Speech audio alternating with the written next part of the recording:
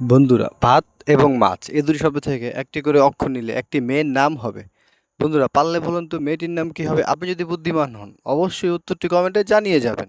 বন্ধুরা, স্ক্রিনে দেওয়া ছবিতে দরজা এবং ইলিশ দুটি শব্দ থেকে একটি খাবারের নাম হবে। পারলে বলুন তো খাবারটির নাম কি হবে?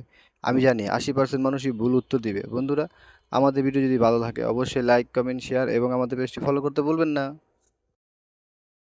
বন্ধুরা, চলুন চোখের পরীক্ষা হয়ে যাক।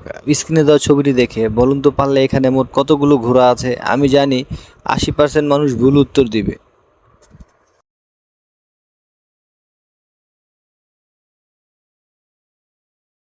বন্ধুরা, স্ক্রিনে দেওয়া ছবিতে জয়কার্যা প্লাস পান এই দুটি শব্দ থেকে একটি দেশের নাম হবে। পারলে বলুন তো দেশটির নাম কি হবে?